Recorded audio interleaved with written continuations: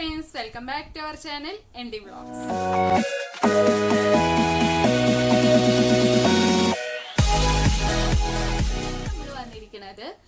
കുട്ടികളുണ്ടാവണം പനി ചുമ കഫക്കെട്ട് അങ്ങനത്തെ സംഭവങ്ങളൊക്കെ നമുക്ക് എങ്ങനെ മാറ്റാം, അതേപോലെ എന്തെങ്കിലും ഹോം റെമഡീസ് ഉണ്ടോ, എപ്പോഴാണ് നമ്മൾ ഡോക്ടറെ കാട്ടേണ്ടത്, നമുക്ക് വീട്ടിൽ എന്തൊക്കെ കെയർ കുട്ടികൾക്ക് അധികം കൊടുക്കാം, അതിനെ പറ്റിയിട്ടൊക്കെ സംസാരിക്കാൻ വേണ്ടിയിട്ടാണ്. അപ്പോൾ നിങ്ങൾ ആരെങ്കിലും ആദ്യമായിട്ടാണ് നമ്മുടെ ചാനൽ ആണെങ്കിൽ വെൽക്കം ടു അവർ ഫാമിലി. ഈ ഫാമിലിയിൽ മെമ്പർ ആവാൻ വേണ്ടി ജസ്റ്റ് സബ്സ്ക്രൈബ് ബട്ടൺ ഞെക്കുക, അതിന്റെ തൊട്ടപ്പുറത്ത് കുഞ്ഞു ബെല്ലൈക്കണും കൂടി കാണും, അതിൽ ഓളൊന്നും കൂടി പ്രസ് ചെയ്ത് കഴിഞ്ഞാൽ നമ്മൾ ഇനി ഫ്യൂച്ചറിൽ എല്ലാ വീഡിയോസിനും നോട്ടിഫിക്കേഷൻ ഒക്കെ കിട്ടും. അപ്പൊ നമുക്ക് വീഡിയോയിലോട്ട് പോയാലോ. അപ്പോ ഞാൻ പറയണത് എന്റെ ഒരു അനുഭവത്തിൽ നിന്നാണ്. അപ്പൊ നമുക്ക് 2 പിള്ളേരുണ്ടല്ലോ, അവർക്ക് പനി വന്ന് ഞാൻ എങ്ങനെയാണ് അവരെ ട്രീറ്റ് ചെയ്യുന്നത്, അങ്ങനത്തെ കാര്യങ്ങളൊക്കെയാണ് പറയണത്. ഫസ്റ്റ് ഓഫ് ഓൾ പറയാനുള്ളത്, പനി എന്ന് പറഞ്ഞ ഒരു ഹെൽത്തി സൈൻ ആണ്. ഈ ടൈമിൽ പറയുമ്പോൾ നിങ്ങൾ എന്താ ഇങ്ങനെ പറയണെന്ന് വിചാരിക്കും, കാരണം കൊറോണയും കാര്യങ്ങളൊക്കെ ഉണ്ടല്ലോ. മെയിൻ ആയിട്ട് കുഞ്ഞു പിള്ളേർക്ക് കൊറോണ വരാൻ ഭയങ്കര ചാൻസ് കുറവാന്നാണ് സ്റ്റഡീസിലൊക്കെ പറയണത്. കാരണം അവർക്ക് നമ്മള് വാക്സിനേഷൻസ് ഒക്കെ എടുത്ത കാരണം കൊണ്ട് 5 വയസ്സിന് താഴെയുള്ള പിള്ളേർക്ക് കേട്ടോ അങ്ങനെയാണ് പറയണത്. കുറച്ച് പിള്ളേർക്ക് വരുന്നുണ്ട്, അത് മെയിൻ ആയിട്ട് ബോഡി വീക്ക് ആയ കാരണം കൊണ്ടാണ് വരുന്നതെന്നാണ് പറയണത്. എന്താ നമ്മുടെ ബോഡിയിൽ എന്തെങ്കിലും ഇൽനെസ് അതേപോലെ തന്നെ ഇൻഫെക്ഷൻസ് അങ്ങനത്തെ ഒക്കെ വരുമ്പോൾ നമ്മുടെ ബോഡി ഒന്ന് ഫൈറ്റ് ചെയ്ത് നിൽക്കുന്ന സംഭവമാണ് നമുക്ക് ഈ പനിയായിട്ട് പുറത്തേക്ക് വരുന്നത്. അപ്പൊ പനി എന്ന് പറഞ്ഞു കഴിഞ്ഞാൽ എല്ലാവർക്കും അറിയാം, നമ്മുടെ നോർമൽ ടെമ്പറേച്ചറിനെക്കാട്ടും കൂടുന്ന ടെമ്പറേച്ചറിനാണ് നമ്മൾ പനി അല്ലെങ്കിൽ ഫീവർ എന്ന് പറയാം. അപ്പോ ഓൾറെഡി ഈ ബേബീസിന്റെ ഒക്കെ മേത്ത് ഓൾറെഡി ഇത്തിരി ചൂട് നമ്മളെക്കാട്ടും ഇത്തിരി ടെമ്പറേച്ചർ അവർക്ക് കൂടുതലായിരിക്കും കേട്ടോ. അപ്പോൾ നമ്മൾ എപ്പോഴും കൈ കൊണ്ട് തൊട്ടിട്ട് പനി നോക്കാണ്ട് എപ്പോഴും നമ്മൾ തെർമോമീറ്റർ യൂസ് ചെയ്തിട്ട് പനി നോക്കാനായിട്ട് ശ്രദ്ധിക്കുക.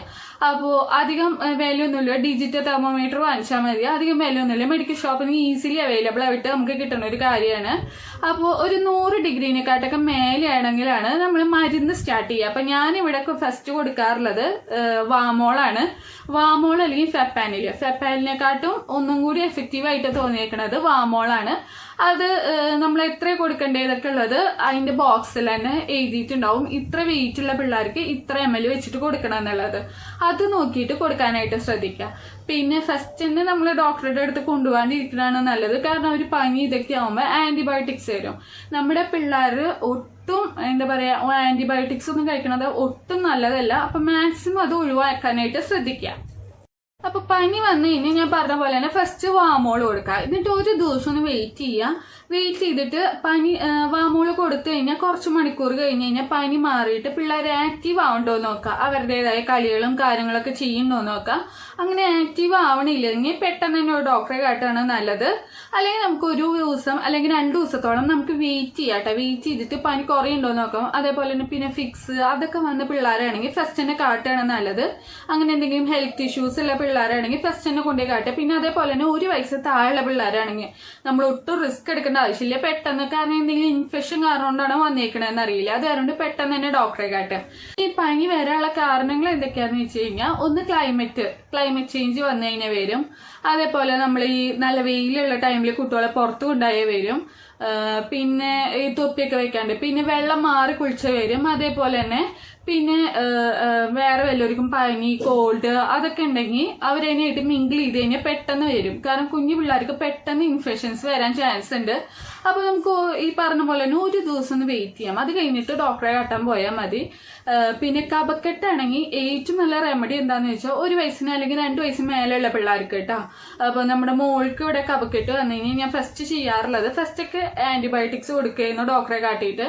ആ ആന്റിബയോട്ടിക്സ് കൊടുത്തു കഴിഞ്ഞാൽ 1-1.5 ആഴ്ച കഴിഞ്ഞ് കഴിഞ്ഞാൽ വീണ്ടും ആ സംഭവം തന്നെ വരും.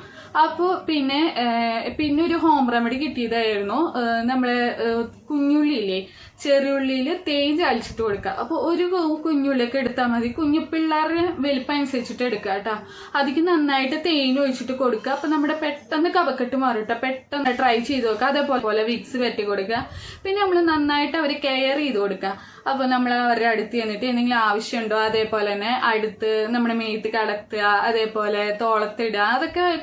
അപ്പൊ ഞാൻ ഈ പറഞ്ഞ പോലെ തന്നെ ഞാൻ എന്റെ ഒരു അനുഭവം വെച്ചിട്ടാട്ടോ ഞാൻ പറയണത്. ഞാൻ മോനും മോൾക്ക് എന്താ ചെയ്യണം, ഇപ്പൊ ഏറ്റവും നല്ലത് ഹോമിയോ മരുന്ന് കാണാണ്. ഹോമിയോ മരുന്ന് ചെയ്ത് കഴിഞ്ഞാൽ പെട്ടെന്ന് മാറില്ല, ഫാസ്റ്റ് റിസൾട്ട് നമുക്ക് കിട്ടില്ല. ഇംഗ്ലീഷ് മരുന്നൊക്കെ ആണെങ്കിൽ ഫാസ്റ്റ് റിസൾട്ട് നമുക്ക് കിട്ടും, പക്ഷെ അത് കഴിഞ്ഞ് കുറച്ച് കഴിഞ്ഞാൽ വീണ്ടും വരാനുള്ള ചാൻസ് ഉണ്ട്. പക്ഷെ ഹോമിയോ ചെയ്ത് കഴിഞ്ഞ് കഴിഞ്ഞാൽ സ്ലോ ആയിട്ടുള്ള റിസൾട്ടാണ് നമുക്ക് കിട്ടുക. പക്ഷെ കുറച്ച് നാളത്തേക്കല്ല, കുറെ നാളത്തേക്ക് നമ്മുടെ മോളുടെ കഫക്കെട്ടൊക്കെ അങ്ങനെയാണ് പിന്നെ പോയി കിട്ടിയേക്കണത്.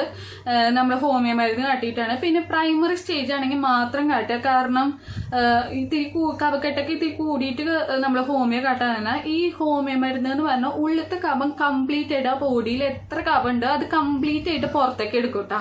അപ്പൊ അത് കാരണം കൊണ്ട് നോക്കിയിട്ട് മാത്രം ചെയ്യുക. അപ്പൊ എന്റെ ഒരു ഒപ്പീനിയനാണ് ഞാൻ പറഞ്ഞേക്കുന്നത്. ഹോമിയോ മരുന്നാണ് ഒന്നും കൂടി നല്ലതെന്നാണ് എനിക്ക് തോന്നിയിട്ടുള്ളത്. പിന്നെ ഈ ഇംഗ്ലീഷ് മരുന്ന് മാക്സിമം നമ്മൾ ആന്റിബയോട്ടിക്സ് ഒഴിവാക്കാനായിട്ട് ശ്രദ്ധിക്കുക. കാരണം നമ്മൾ ഈ ആന്റിബയോട്ടിക്സ് കഴിക്കുന്നതോട് കൂടിയിട്ട് പൊട്ട ബാക്ടീരിയാസ് ഒക്കെ പോകും. പക്ഷെ അതേപോലെ തന്നെ നമ്മുടെ പിള്ളേരുടെ മേത്തുള്ള നല്ല ബാക്ടീരിയാസും കൂടി പോയി കിട്ടും.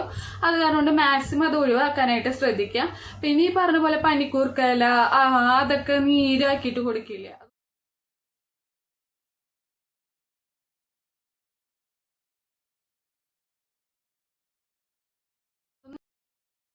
അപ്പോൾ ഫസ്റ്റത്തെ ഒരു ഹോം റെമഡി എന്താണെന്ന് വെച്ച് കഴിഞ്ഞാൽ ചെറിയ ചൂടുള്ള വെള്ളം എടുക്കുക. അതിപ്പോൾ പിള്ളേർ എത്ര കുടിക്കുന്നുണ്ട് അതിനനുസരിച്ചിട്ട് വെള്ളം എടുക്കുക. അപ്പോൾ ഇത് ഒരു 2 വയസ്സിന് മേലുള്ള പിള്ളേർക്ക് കൊടുത്താൽ മതി കേട്ടോ. അതിലേക്ക് ഒരു ഹാഫ് ലെമൺ പിഴിഞ്ഞൊഴിക്കുക. ഒരു ലെമൺ ഒന്നും ഒഴിക്കാൻ പാടില്ല, ഹാഫ് ലെമൺ തന്നെ. അത് ഒരു ദിവസത്തിൽ 1 ഗ്ലാസ് വെള്ളം തന്നെ ഇത് കൊടുത്താൽ മതിയാവും കേട്ടോ. അപ്പോൾ ഹാഫ് ലെമൺ പിഴിഞ്ഞൊഴിച്ചിട്ട് പിന്നെ ഹണിയും കൂടി മിക്സ് ചെയ്തിട്ട് കൊടുക്കുക. അപ്പോൾ ഹണി എടുക്കുമ്പോൾ ഓർഗാനിക് ഹണി തന്നെ എടുക്കാനായിട്ട് പ്രത്യേകം ശ്രദ്ധിക്കണം കേട്ടോ. അപ്പോൾ ഹണിയും കൂടി ഒഴിച്ചിട്ട് അതിപ്പോൾ 1-2 സ്പൂൺ വെച്ചിട്ട് ഒഴിക്കാം, അതിനെക്കാട്ടും കൂടണ്ട. അപ്പോൾ ഞാൻ ഇവിടെ 1 സ്പൂണാണ് ഒഴിച്ചിട്ടുള്ളൂ. അത് എന്നിട്ട് നന്നായിട്ട് മിക്സ് ചെയ്ത് കൊടുക്കുക. അപ്പോൾ ഇത് കോൾഡിനും കഫിനും ഒക്കേത്തിനും നല്ലതാണ്. അപ്പോൾ ഇത് ദിവസത്തിൽ 1 ഗ്ലാസ് മാത്രം കൊടുത്താൽ മതി. പിന്നെ വലിയ ആൾക്കാർക്കൊക്കെ ആണെങ്കിൽ ഒരു ഫുൾ ലെമൺ എടുക്കാം, അതായത് 2 നേരമായിട്ട് അങ്ങനെ കുടിക്കാം. ഇപ്പോൾ കുഞ്ഞു പിള്ളേർക്കൊക്കെ ആണെങ്കിൽ ഹാഫ് ലെമൺ തന്നെ കൊടുത്താൽ മതിയാവും കേട്ടോ. ഇനി വേറൊരു ഹോം റെമഡിയാണ്, നമ്മുടെ കഫിന് വേണ്ടിയിട്ടുള്ള ഒരു ഹോം റെമഡിയാണ്. ഇത് നല്ല എഫക്റ്റീവായിട്ടോ. എല്ലാവരും ഒന്ന് എന്തായാലും ഒന്ന് കഫ് ഉണ്ടെങ്കിൽ ഒന്ന് ട്രൈ ചെയ്ത് നോക്കണം. അതായത് കുഞ്ഞുള്ളിയില്ലേ, ചെറിയുള്ളി എടുത്തിട്ട് അതിൻ്റെ തോലൊക്കെ കളഞ്ഞിട്ട് ഒരു ജാറിലിടുക. അതിൻ്റെ ജ്യൂസ് എടുക്കണം. അപ്പോൾ അതിലേക്ക് കുറച്ച് ഹണിയും കൂടി ഒഴിച്ചിട്ട് നന്നായിട്ടൊന്ന് ബ്ലെൻഡ് ചെയ്തെടുക്കുക. അപ്പോൾ അതിൻ്റെ ജ്യൂസ് ഇട്ട് എന്നിട്ട് അരിച്ചെടുക്കുക. എന്നിട്ട് ഇത് 1 സ്പൂണൊക്കെ ഉണ്ടാവുള്ളൂ, അത് കൊടുക്കുക. അത് നല്ല എഫക്റ്റീവാണ്. പിന്നെ വേറൊരു റെമഡി എന്താണെന്ന് വെച്ച് കഴിഞ്ഞാൽ പനിക്കൂർക്കയുടെ ഇലയില്ലേ, പനിക്കൂർക്കയുടെ ഇല വെള്ളം തിളപ്പിച്ചിട്ട് കൊടുക്കുക. അത് കൊടുക്കലും അത്ര എളുപ്പമല്ല. അല്ലെങ്കിൽ അതേപോലെ തന്നെ പനിക്കൂർക്കയുടെ ഇലയുടെ നീര് മാത്രം എടുത്ത് കൊടുക്കുക, അതും നല്ലത് തന്നെയാണ്. പക്ഷെ അത് കുടിക്കൽ അത്ര എളുപ്പമുള്ള കാര്യമല്ല കേട്ടോ. അതേപോലെ തന്നെ നമുക്ക് തുളസിയുടെ ഇലയും ഒന്നെങ്കിൽ വെള്ളം തിളപ്പിച്ച് കൊടുക്കാം, അല്ലെങ്കിൽ ഇതേപോലെ നീര് പിഴിഞ്ഞിട്ട് അങ്ങനെയായിട്ടും കൊടുക്കാം. അത് ജസ്റ്റ് ഒന്ന് ഇല ഒന്ന് വാട്ടിയെടുത്തിട്ട് എന്നിട്ട് വേണം കേട്ടോ നീര് പിഴിയാനായിട്ട്. അപ്പോൾ വെള്ളം തിളപ്പിച്ച് കൊടുക്കുമ്പോൾ വേണമെങ്കിൽ ഇത്തിരി ഹണിയോ അല്ലെങ്കിൽ പനങ്കൽക്കണ്ടോ നമുക്ക് യൂസ് ചെയ്യാം. ഇതൊക്കെ നല്ല എഫക്റ്റീവായ ഹോം റെമഡീസ് ആണ്. അപ്പോൾ എല്ലാവരും ഒന്ന് ട്രൈ ചെയ്ത് നോക്കാം.